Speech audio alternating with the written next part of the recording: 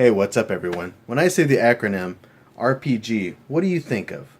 Arrows, swords, shields, magicians, spells, Lord of the Rings? That's what I think of. How about guns, space masks, and a post apocalyptic world? Well, that's what we're going to be bringing you with today. Welcome, everyone. I am Kelsendale, and this is our review of The Skies. The Skies is a third person or first person shooter with RPG all over it. It's an open world with both PvP and PvE aspects to it. It has won the Indie of the Year in 2014 and is still in pre alpha. That's a long time to be in pre alpha. Kind of reminds me of another game I can think of. I'm looking at you, MechWarrior. There's a time based crafting system that allows you to craft an item while running around and continuing the game. Once the item is complete, it goes into your inventory that is dictated not by the number of bags you find, like other RPGs, but the amount of weight you can manage with your strength stat points. In fact, your stat points play a large role in what you can accomplish in the game. From damage dealt to the luck of your drops, they're all affected by your stat points. You can see what they are by rolling your mouse over them under the character menu by pressing C. In a way, I like this. You get points for both base stats like strength and endurance, and then individual areas such as cold weapons or traveling. But as you use the skill, it doesn't go up, like in real life. Oh, wait. It doesn't matter how many times you use an ability, it never gets any better until your character levels up. The money system in game is not bottle caps, like another post apocalyptic RPG I can think of, but nuts or something looking similar? I'm not really sure. Maybe you can clarify for me because I didn't see it anywhere. I do like that they have a supply and demand system for the NPCs and the prices can change from time to time. So that means if you sell something to them and you want to buy it back, it's going to be different like in other games. But if you come back the next day, it could be completely different. I think other games can learn from this, and maybe this might even be the thing that'll keep the economy from overinflation, but only time will tell. Back to the character aspect of the game, the character creation does look good overall, but it isn't winning any character creation awards. I'm sure that's going to Black Desert, but it doesn't look but it does look decent overall. My biggest complaint is the hair. I mean, look at it. It gives me chills. If you hold shift down, you can sprint forever, or at least until you get so weighted down from your gear you stop being able to jump or walk or move or fart.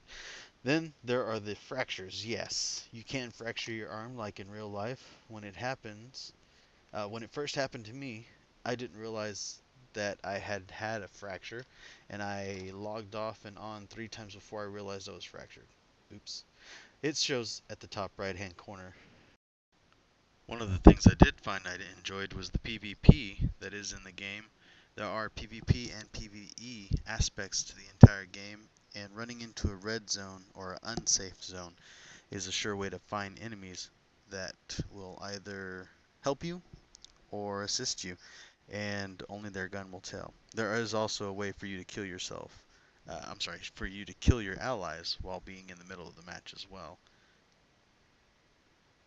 So, if you're out in the unsafe areas, be prepared because you're more than likely going to get attacked by somebody, be it a random person on the side of the streets or even a friend.